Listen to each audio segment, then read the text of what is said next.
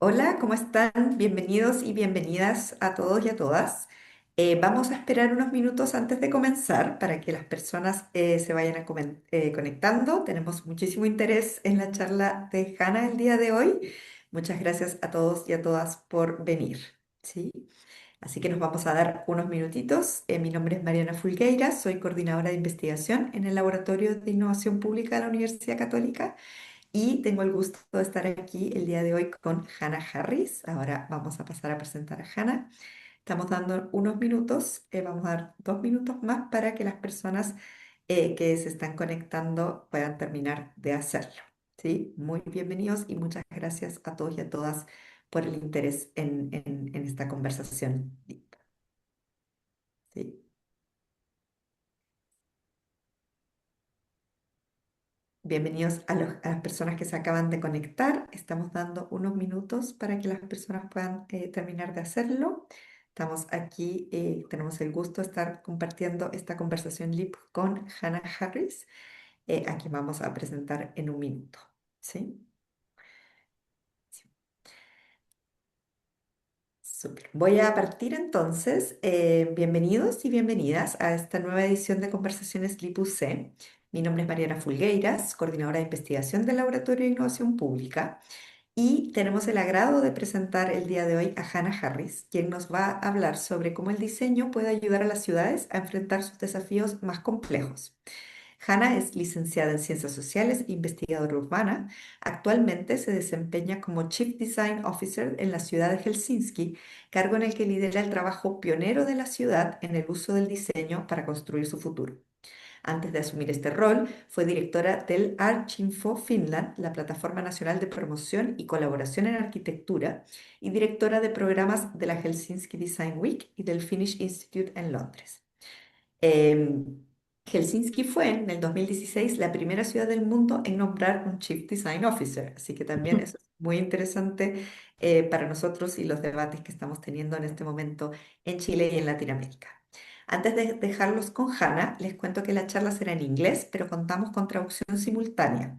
Ustedes pueden presionar en la opción que les da la barra de herramientas de Zoom en la parte inferior y podrán escuchar en español. ¿Sí? La charla será en inglés y ustedes pueden escoger si prefieren escucharla en inglés original de Hanna o si quieren escuchar la traducción simultánea, para lo cual deben apretar en la barra inferior el icono del mundo. ¿Sí?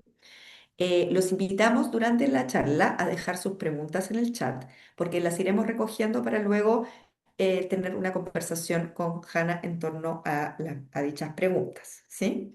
Eh, Welcome, Hannah. It's lovely to have you with us today. We're very excited to hear from you. And so the floor is all yours. Wonderful. Thank you very much, all, and good morning to Chile and 5 o'clock in the evening here in Helsinki. Really warm thank you for the invitation and great to be with you. I think the work that the Laboratorio Innovación Pública sounds very exciting and something that is highly relevant, perhaps for the little. I will give you a short, brief story about how design has been part of the city of Helsinki. And now I will just proceed to open the presentation. And let's see that it works like it did earlier. Here we go. That should be fine. Perfect. We can see it perfect. Excellent. We are ready to go. So I will give you a Sorry, little bit. Hannah, I Yes, think you need to put it in presentation mode because it we're is. currently seeing, It is. I because currently we're seeing the slides. Sometimes one uh-huh. has to do it again. Again, I have it Yeah. in presentation mode here. So now I went back to slides. Now presentation mode. Did it change for you? Mine is in No. presentation mode. Yes, we Uh-huh. still see it. We still see the slides on the side. It's not too bad. No. It's okay. We'll try once again because it was fine at this end. So for some reason it didn't. Let's do it once more.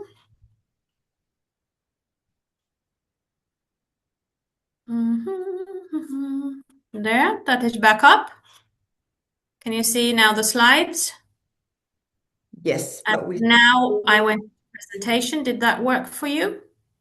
Okay, so we're getting a tip from the so the I think it needs to switch to, sorry, presenter mode. Let me see if I I can am in do presenter that. mode, but it Yeah, doesn't. you are. I think it's something to do with us. Oh, okay. Yeah, give me a second, and maybe I can help with that.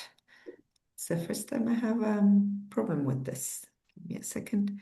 Do, do, do, do, Mhm. do, do, do, do, do. Let me get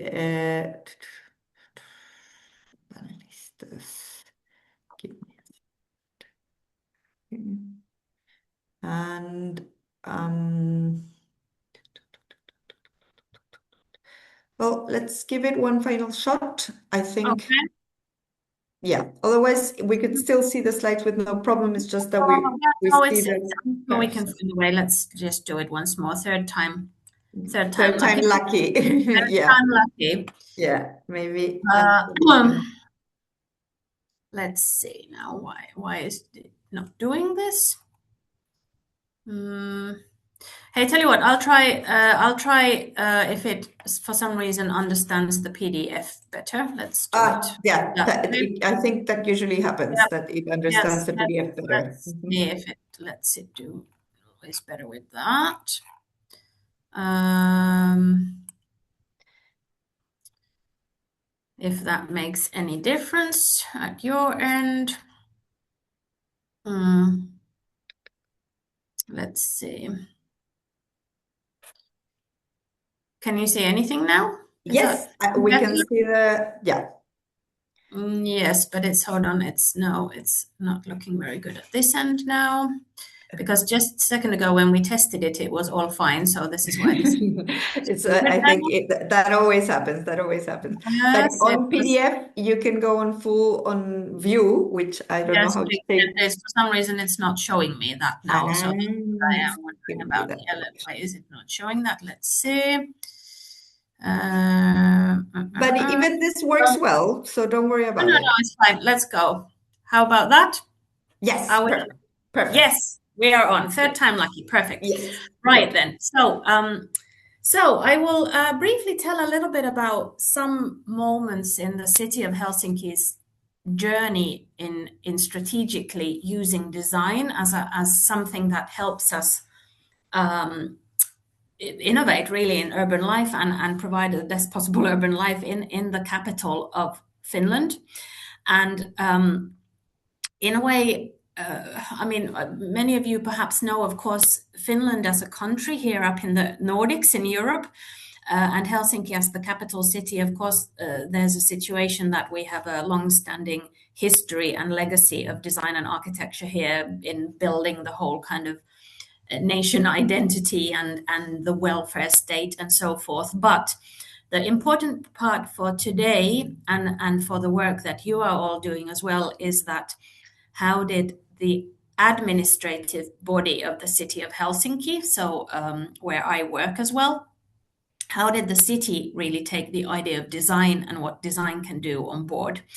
And the real moment of kind of explosion, if you wish, was in 2012 or in the lead up to that when Helsinki held the title of World Design Capital. This is a global initiative where every other year a city is dedicated this title. It has been touring around in different places. Currently, it's actually back in Europe. Frankfurt region in Germany, Frankfurt Rhine-Main region holds the title at the moment. But Helsinki had the title in 2012. We had the partners, our kind of neighbor cities who form the larger metropolitan region, were also on board. I was actually myself working in London at the time, so I was delivering some of the satellite programming and international networks and so forth. But the year itself, of course, was like a big public event. There were hundreds of events. There were all the museums, galleries, designers, lots of businesses were on board. Academic institutions, of course, very importantly, we're doing hundreds of events. But the real sort of big legacy that came from that was how design thinking and that idea of what design might be able to do in an organization like a city and its governance really kicked off at that point. Now, importantly, this was the same time when service design and strategic design and these kind of things were really becoming more and more popular. And luckily, our city leaders at the time were wise and willing to look into the future, and they thought that okay, this is something that we can do. They set up importantly, I think this is important in a city context. They set up a design-driven city. It was called like a legacy project for 3 years, where they started for the first time hiring designers to work inside the city. They developed how we work with universities. We quite soon after the year we joined the UNESCO Creative Cities Network, the City of Design Network, which currently has over 50 cities from all over the world, part of it, and several from South America as well. And then they were really like working at how do they start bringing in these what kind of tools, what kind of thinking, what kind of projects will start forming. Now at this point, my predecessor, the first person holding the chief design officer role, was hired. And also what we at the time called Helsinki Lab. It was like the first designers working inside the city, really tactical work, developing tools and so forth, were also coming along at that point. I joined the city in 2020, the very same week as the pandemic started. So I had a very interesting first 2 years. Figuring out how we take this role forward. I work in a very kind of horizontal position in the city of Helsinki. Has close to 40,000 people working in it, in several divisions. And my first stretch, I was working from the urban environment division to directly under the chief executive, making sure that we can do lots of new work also in the urban environment, but working in a kind of citywide capacity. I often say that my role is very much to be both a spokesperson externally, but very much so internally, and identify places where we should be doing more with design, and importantly, build those collaborative work strands and kind of internal innovation across different administrative bodies. As of January this year, my role has shifted from urban environment to the city executive office. As the past two months, I've actually been working directly under the director of economic development, and that has very much to do also with some current city strategies about working on the overall strengthening of the creative sector at large in Helsinki. And if these kind of, I'm saying this because I think importantly, hand in hand, in order to really drive innovation in the public sector, we need like two simultaneous things. We need very long-term work, which is about doing groundwork, connecting right peoples at different levels of governance, building those platforms for collaboration, really listening to the different user groups that we work with, both outside of the city and inside the city. But in order to take that work forward, we also need these sort of beacons and like landmark projects as well. And these both work hand in hand. For Helsinki, the start for the design journey was the World Design Capital Year. And there's another beacon that is coming along. I just wanted to mention it for you. It might be of interest for you if you are able to come to Helsinki one day. So we are working very closely at the moment with the Finnish state on the creation of a new museum for architecture and design. It is a project that has combined two existing museums, both with amazing collections, like globally significant collections.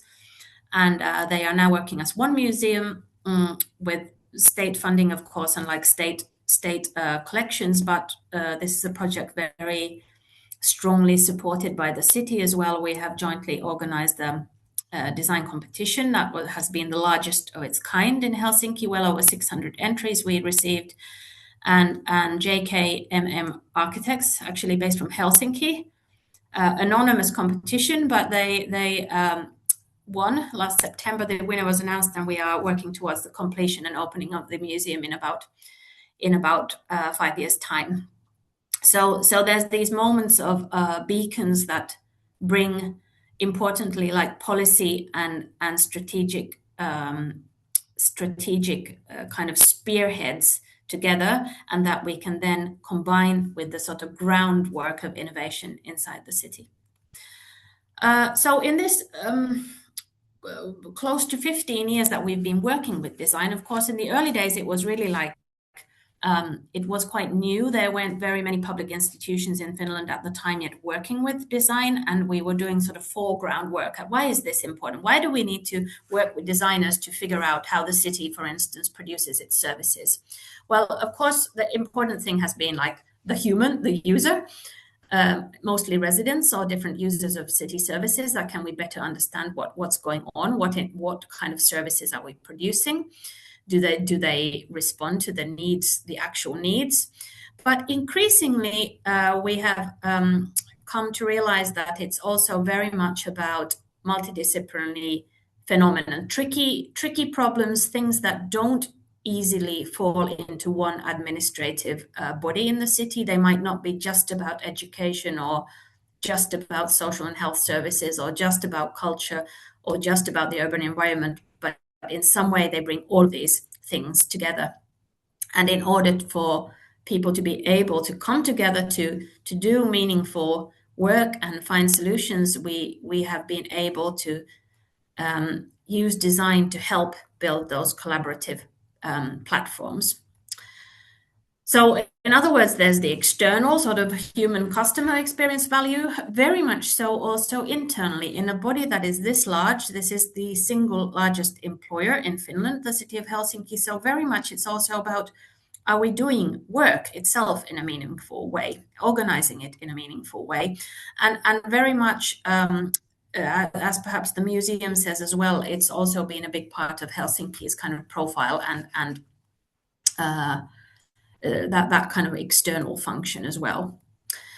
Now, at the same time, the kind of strategic importance of design has grown to support leadership itself, to really support what kind of needs we are responding to. So it's very much also about, are we doing things better? Are we using public money in a best possible way? But also, not only are we doing the things that we do better, but do we do the right things in the first place? So if we have an idea that something should be improved, we have been able to work with our both in-house designers and design partners to try and figure out, are we doing the right things at all? And we've been now working for quite a few years in growing how we work with also the external design community in Helsinki and Finland. And actually, in that process, the city has become one of the like big clients for design in the whole country. We have, and I think this is important in terms of especially public institutions, at least here in Finland, it works like that. So what we have done these multi-year partnership agreements, so like procurement deals where we have had public competitions to get the best possible design agencies on board, and then we will work with them for 3 or 4 years in a row, several hundred projects a year, and the kind of use of the work that we do with these partners has, in the past 10 years alone, more than 12-fold time. There's more than 10 times it has grown the volume of need for this type of work, of working with design agencies. To support that, we have our internal kind of strategic design team, which started as the Helsinki Lab. We have a growing network of people who work in different roles in the city, so they're not all strictly designers, or their work title might not be designer. They might be in communications, they might be in research and development, they might be in procurement. They might be in all kinds of different roles at different levels of kind of leadership levels. But we're looking at somewhere around 400 of them at the moment. And this is like a very important community for us where we try and share important experiences of what kind of work has been done, what have we learned, and what kind of tools can we jointly use better. We are currently just coming towards the end of the third round of these partnership agreements. We have actually just published the call for the next round. Oh, there is some fault here. Okay, there's something missing here, but what we have known throughout these years is that the work with these different design agencies has been spread across all the divisions in the city. So the city of Helsinki is divided into urban environment, culture and leisure, education, social services and health, and central administration. All of these work with design. And the type of stuff that happens in the partnership agreement that we have just coming to the end of it ranges from more kind of straightforward service design projects of designing in services or how to organize them to increasingly actually employing design thinking to physical service environments. The little image on the right is from the lobby of the City Hall, the building where I am actually at the moment, where we have very much opened the ground floor for public engagement and activities as well, while it simultaneously serves the political decision-making processes. And of course, in the past few years, massively growing digital design and everything to do with that, which is a huge growing area in Helsinki as well. We are currently in the process of working really closely with finding increasingly better ways to show the impact of design. This is something that I'm sure you're aware the global design community is sort of it's a tricky question to like draw out the impact and how to best show what design does. We about a year ago hosted the Global Service Design conference, was here in Helsinki. Several hundred people came, and that was really like the big topic at how do we better demonstrate impact of design. Now, the easy solution and for also, of course, policy is to every now and then win some awards. That helps. We have been winning some as well that have ranged from all types of different digital services, straightforward service design projects. We have been working quite for a long time on our design system as well. Or indeed, for today's topic, last year we picked up an award at the Fast Company Innovation Awards with a playground project. I will say a little bit more about it in a second. So awards help. And I wanted to just briefly tell you about one of our cases that has been a huge success story, which is both a building and a design system and a public service, which is very true to Helsinki's nature. And it is this, which you can see in the image. It's the Oodi Central Library, which opened in 2018, designed by Ala Architects. And this is a location in the city center of Helsinki, facing our Parliament building. It's very much like the People's Power building, but into this project went huge amounts of work. So what does something like a library institution, what does it do today? I won't go into all the details now, but there's a long-standing history in Finland about libraries as a place really for active citizenship, free sharing, places really for everyone. And in this project, we wanted, it is part of the city of Helsinki's network of close to 40 libraries. It's like the main one. But of course, because it is in a very central spot in the capital city, it kind of has a national function as well. And the architects had worked very closely on the before. This was also a result of an open design competition, but there was a very close work on the what the library should be and what the program should be and how can it stand the test of time. And it is still being one of our largest public engagement and co-creation processes. There was huge amount of works that went into the concept of it, but importantly, that work continues today. It continues. The library staff still use it. They rotate staff from smaller libraries to the bigger one and back, and they continue working on the flexibility and the relevance of the concept. It's a fantastic place. I try and walk through it and stay there anytime I'm anywhere nearby and follow all the different kind of groups of people who are spending time there and doing things, ranging from elderly citizens getting digital support from people playing chess to visiting tourists who I once met a German brain surgeon who was 3D printing a brain there, and all kinds of activities that are going on. And very importantly, it also put light and highlighted the relevance of libraries itself. So we have seen an increase in new registered library users, and we have seen an increase in visitor numbers also in the smaller, more local libraries across Helsinki, which is a huge success for me. That is really, really great to see. Now, this library, of course, has been this very grand and visible. It's very much part of the Helsinki kind of visitor imagery as well. But that same need for human-centered, explorative urban development has been very much part of the agenda in the past few years here. So we have started doing projects across a number of Helsinki suburbs, and particularly suburbs that have been through which might experience different kind of social and demographic challenges, or where at the same time there are very big urban development projects going on, be it transport infrastructure, infill build, or so forth. And we have started working on how do we better bring local residents and other people operating in different neighborhoods on board, so that if, for instance, we are looking at renewing a local park or local square, central public places, how do we do it better so that we get people on board, test and do like explorative light solutions with them first to see what the real meaning and potential of these places is, and then take those learnings on board of the landscape architects or the architects or whatever the project is,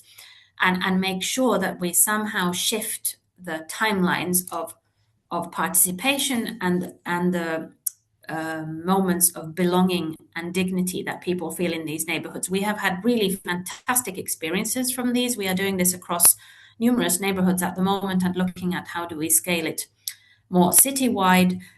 Some of our partners, designers here in the image, Päivi Raivio, who is a great designer here in Helsinki, won an award a couple of years ago for the work she's been doing with us in this. And this is looking very promising in terms of really uplifting everyday life for people. The one big focus in Helsinki in this area at the moment is also on children and young people. We received a couple of years ago, as the first Nordic capital city, the UNICEF child-friendly city status.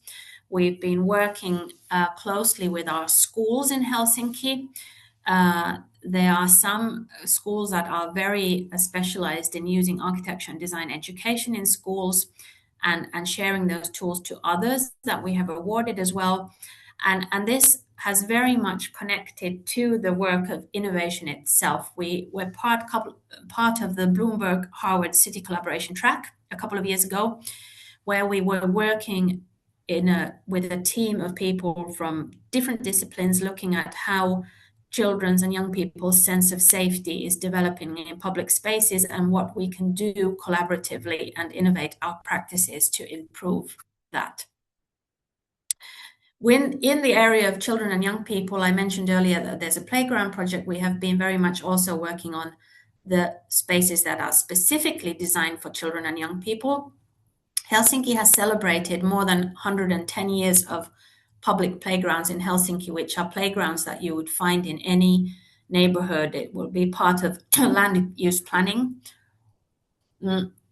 But importantly, these playgrounds come with not only the physical playground, but trained staff who organize activities for all the children of the neighborhood. And this is for anyone independent of their financial or social backgrounds. So for instance, in summertime in Helsinki playgrounds, when schools are off, children can get a free lunch in these playgrounds. And this is for all children. They are very important social infrastructure places in their neighborhoods. However, there was a need to a little bit perhaps diversify the actual physical design of these parks. And we have now started looking at some thematic playgrounds that combine also sort of educational curriculums into them. And the first one we opened just over a year ago, here close to the city center of Helsinki. It is a computer-themed public playground which has absolutely no tech and no computers in it. So what happens is that you actually crawl into as if the computer itself becomes the physical structure you crawl into. We worked with landscape architects, but very importantly, a lady called Linda Liukas, who is she has published fantastic books about how children learn about coding and how computers work. And her ideas and all the work she has done was translated into the public playground. And then we worked with actually a Danish manufacturer, Monstrum, who came to produce the final equipment with us. And alongside this physical equipment, we developed a whole set of tools for teachers to use throughout Helsinki so they could bring school kids and smaller children to visit the park and do different play activities and learning activities with the physical equipment that you find in the park. And this was the first one, and now we are developing more thematic playgrounds as well. And finally, if there was very much part of that project, we were doing lots of design work and working with different user groups of the park, that what their ideas of play are, or what their ideas of parks are and public spaces. We are doing the same now with a really exciting urban development project in Helsinki, which is very close to the city center as well. It is the Hanna power plant. It's a really wonderful mid-70s building by a internationally not so known but really great architect called Timo Penttilä. And this coal plant opened 50 years ago and was at the time a very innovative urban heating infrastructure. Now, as part of Helsinki's climate actions, how we are getting rid of using coal burning facilities, the plant was decommissioned a couple of years ago. And we now, during that time when the energy company have been sort of leaving the building and cleaning up after them, we have been preparing for a new use for this fantastic facility. We've very much engaged in different design work and different sort of future forecasting and vision work to work out all the possible avenues that we might follow. It's a very large and challenging project, but very exciting. And we are preparing for an international competition that will be launched later this year, where we will find both ideas and actual partners to start developing this large area with the power plant and the surrounding area. And very excitingly, in terms of kind of explorative participatory urbanism, starting this summer, we are gradually starting to open up some areas of this power plant, the lands it's been on, and then gradually also some parts of the building. They are on the waterfront in the eastern downtown area, really exciting spot. And this is one of perhaps the biggest urban development projects in Helsinki at the moment. Of course, a very technically and economically challenging project, but again, the kind of design thinking of exploring different avenues and testing out stuff there has been very much part of the story. So I believe I'm approaching the end of my time. There we have a website called design.hel.fi where there's a little bit more about like the background and the history, and you will find some case studies also in English there. But I will end there for now. And we can move into the question areas. Thank you very much. Hanna, thank you very much. You have blown my mind. It's been Oh, incredibly interesting. I confess, I have two small children.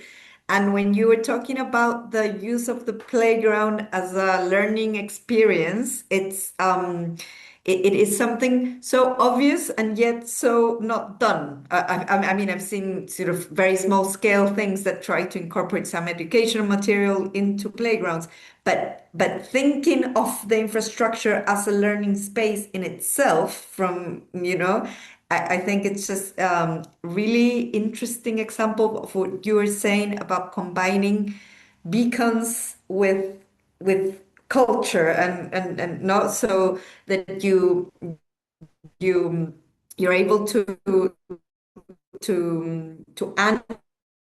anchor these societal changes, these cultural changes onto the physical fabric of the city. I think that's something that comes very vividly from what you've told us, and that is really, really interesting as a completely new way of thinking about urban planning. So thank you very Thank much for you. that. Thank It you. was very, very exciting for me to hear. I'm gonna bring some of the questions that we have on the chat. Yeah. There are questions about circularity, whether Yep. urban mining, sustainability, and circularity, how that has been taken in. Yes. And I will combine that question with another one, which talks about the metrics. How are you measuring the outcomes of all of this? Yeah. Because you were talking at the beginning how we make the value of design visible, and I think that is a huge sort of challenge for all of us. So maybe we can combine sustainability and also how Yeah. we show Um, Okay, how I'll we do start it. with the circularity. I didn't mention that much. The power plant project will incorporate a lot of that, but we have actually in Helsinki a really good actually circular design or it's a kind of circularity program in itself, which works with both what we do inside the city, how do we better bring different partners on board, how do we with our own because I'm not sure how it works with you, but we are literally like, let's say, all the school buildings, all the nursery buildings, there's a lot that we are in charge of ourselves and responsible for, and hence it's important that we bring those examples into the stuff that we do ourselves as well, and try and help take, for instance, the building sector to a more circular uh, there's of course legal things in Finland as well which are happening and so forth, but yes, we try and work a lot on those issues. The Hanasaari power plant project will be a case in itself. The museum that I mentioned, all the sustainability metrics were a really important part of the competition brief itself. It is, of course, a big question as well that when is it even necessary to build anything new? And how do we use what already exists? And if and when we do build something new, how do we do that so that we minimize the use of new resources, or when we so the museum, for instance, will also try and be a showcase of the best possible way to do new building when one does new building. The metrics is harder, and I wish I would have a very good answer for it, but I still think that this is an area where we need to globally do more in terms of, I mean, there's of course the kind of how much money has been spent and how, Mhm. let's say, any given service in the city, of course, we try and work. The maturity level is pretty good. It varies a little bit, perhaps per department and project, but in terms of customer feedbacks, or are we, let's say, an example, if we are developing, for instance, the care for elderly, or let's say, how do we do housing for disabled people, or things like this, that we try and incorporate the thinking and needs and feedback of the users on board as early as possible, so that the metrics then becomes like, are you doing the right thing at all? I still think that there's work to be done in terms of showing the actual, like it will be difficult to show that what is the short-term value and what is the longer-term value. And I think in that this is something that we don't have good enough tools yet, and we need to keep working on that, but we are quite determined to sort of do that. I mean, this is perhaps in general in all design, when that goes to like architecture or bigger scales, that investing in that design itself at the early stages will pay back. Like it's an investment, not an expense. It's an investment. So that's how and I think, for instance, the playground is a good example of that. We did quite extensive different levels of participation project in that work as well. And this was in the middle of the pandemic. I remember these moments when people from different sectors were coming together and literally almost crying in these meetings because they said that we really need this kind of project, like we need it. This is answering our strategic aims, and it's bringing joy to the neighborhood for those kids there on everyday level. So it's like both. Mm. Yeah. Mm. Great, thank you. Yeah, I think that's a collective challenge, and Yeah, it's it is. interesting Yeah. to discuss it.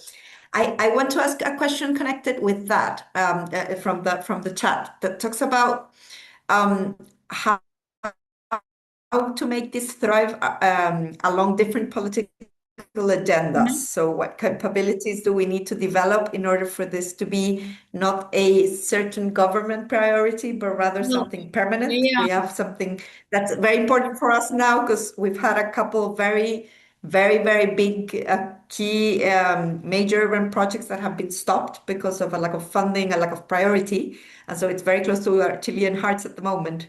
I don't know how you've Well, managed to work. this is important. We have had political support since the 2012, even when the mayors have been. We had originally our city governance was not a politically elected mayor. It changed in 2017. We are now into the third politically elected mayor. We are now into like a 4-year cycles of a city strategy that will be written by politicians. Every single strategy has acknowledged design.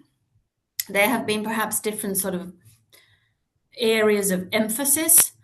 But again, I think the general ethos of developing a more kind of user-friendly service environment, and Helsinki has been doing quite well in different urban livability indexing and things like this. So that helps.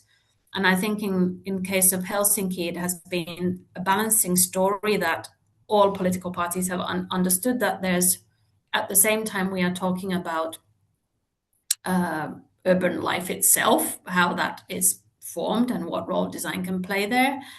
It's then also talking about the capacity to renew and innovate within the organization itself, because it's a huge organization, and these things can of course be slow, but that sort of perhaps cultural shift of working with the external user is it's it has really sort of grown and become more and more mature over the years. Yeah. And then thirdly, which has helped a lot, of course, is the kind of international profiling of Helsinki itself as a design city. Mm. So Mm. I told the mayor just now before coming to this, I had a meeting with the mayor just before this session, and I said to him, right, I am going to talk with a bunch of people in Chile at their public innovation lab. They are very interested in what Helsinki is doing. So regards from the mayor as well to this session. Thank So, and perhaps that we have been lucky, perhaps, that in terms of political climates in Helsinki, different political parties have been able to work together, and there remains a quite sort of open and international spirit here, despite different global challenges that are going on all over the world. But in terms of like local politics in Helsinki, they are even a little bit different to the national scale. So that has been helpful you. and critically important. Yeah.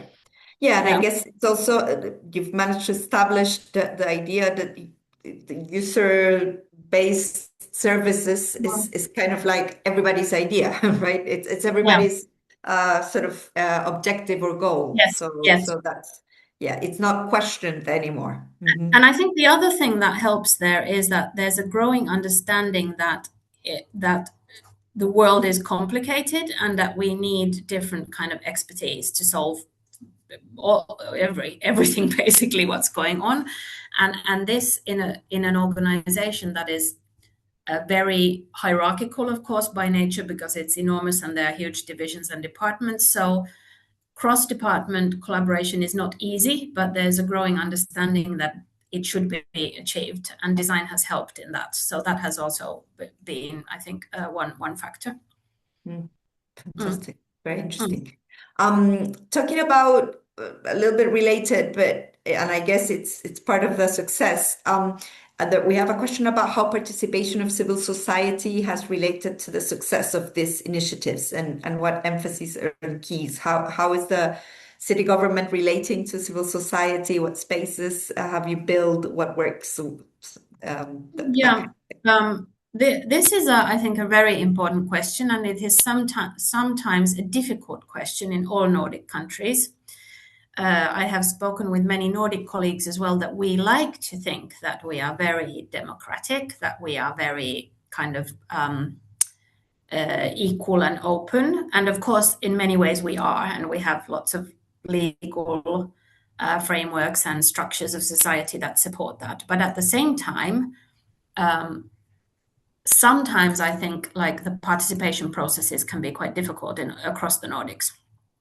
That on the other hand, there is perhaps not as strong a culture to engage with that sort of civic space as there might be in some other cultures, and then that goes also for like different experts working in different areas that they might find it difficult as well. It doesn't necessarily, it's not always easy for them also that what this means. So we have been trying to break this down in different ways. It's been very, for instance, the library project that I mentioned, it's been hugely successful. It was like there's been this like love of libraries that was manifest from day one of building the concept, and that continues to be the case in all kinds of groups of people.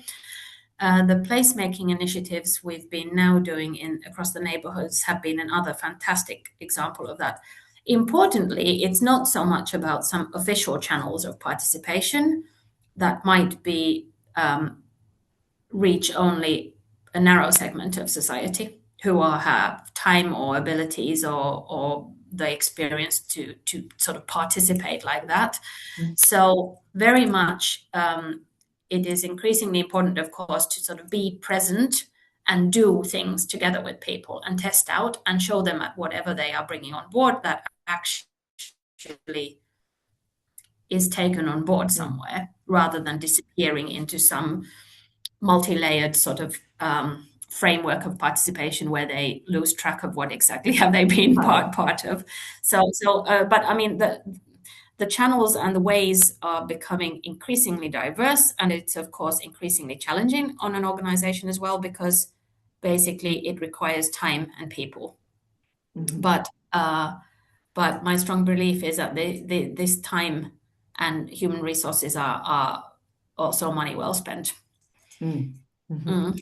Even if they take longer or they Even if seem more they take a little complex. bit Yeah. longer, like that investment in I'll give an example. I didn't have a slide about it, but we have a very important central park in Helsinki. It's close to the Audi Library. It's been for years a little bit of a kind of contested park. It used to be an old rail yard. It has a water area that basically connects the whole northern axis from Helsinki all the way up to northern Finland, and it sort of brings together in the past 10 years major cultural institutions, so the Audi Library, but many other ones as well. And there was a process where this park had somehow become a little bit, it wasn't really working well as a park. It wasn't great. There had been a design competition like 20, 30 years ago that was never realized. It was too expensive. It was maybe intended as a spot for festivals, but it didn't really work as that either. And it was becoming just not a very nice place. And then this public pressure was growing that something needs to be done about this park. And I started talking with our park department that, look, is this on the investment list and we need to do something? And uh, then, and there was political pressure coming as well. And then there was also a budget coming at, okay, let's do something. And I said that we can't, like, there's a need to do something quick. Like, we can't just like start now a 5-year process and then something happens later. That how about we test and do sort of lighter things in this park and see what the bigger picture might be and how it connects to the different parks. Okay, we'll do this. And once that was there and the money, the park department was going to then go full speed at, okay, we just start designing this. And then I said at that point that, okay, but actually we need to now stop for a minute, that we need to go through all these different levels, that there's been a huge sort of internal as well sorrow work to be done at exactly what is the role of this park. That is it for festivals? Is it for some smaller scale urban activities? What is it? So internal design work and conversations. Then all the work with all the surrounding institutions that had changed in the past 10 years. There's the library, there's the National Music Hall, there's Finlandia Hall, there's There's like a huge amount of the National Contemporary Art Museum, the huge institutions there that, okay, it's like their living room. We need to talk with them as well. And importantly, all the resident information on board. So there was first like getting the process going on and then slowing it down. And I said, we need to do all of these things before we design anything. And what then happened is, following all of these works, it has been like one of the most successful public spots in Helsinki the past 2 summers. So the landscape architects and designers started working on different activities and activating and greening this park. And it has been a huge draw for people to come in there. And then these lighter elements have been taken on board now to what will be the like more permanent kind of Mm. Mhm. yeah. So that there's like this double like, okay, first you get a project rolling, but then you have to slow it down before it rolls too fast, so that Mm. everything is taken on board. Mm. I Yeah, think that's really interesting as well, and sort of designing from the used space, not only from the user ideas, but rather from how people are actually inhabiting that space, yeah. and what works and what doesn't Mhm. in the concrete, no? But Yes, that, yeah, as you say, takes starting and stopping strategically as well sometimes, or yeah, giving strategic pauses. yeah. Hannah, I know you have to go very soon, and you've been very Oh generous yes, it's with five to your six time. already. Yes. Yes, Yeah, there's a lot, other questions on the chat, but I think we've covered most of them. We will be sharing also your presentation when we sure. upload this, and I think there's that you put the website up there. I think there's Yes, examples of all of the things you've mentioned there, because some yeah, of the questions that are left are how people can contact you or contact the organization where you yeah. work, the examples you've been given. So I'm sure people will be able to access those examples on your website. Thank you very much. It's been really, really inspiring. I have an older life, older self related to the urban. And what you've been talking about, I think, gives a lot of hope on how you can bring in infrastructure, people, design, and basically community building as well into the concrete and into the very hierarchical, as you said, city structures, or administrative Yeah. structures. So thank you for those inspiring thoughts. I leave. Very much for your comments. Lovely to hear. Mhm. I was just And saying to start with, I work with a colleague from Chile actually, so in the economic development department, so there will be some Spanish interpretation available as well if there's any translation work needed. So yeah, Fantastic. Thank you very much.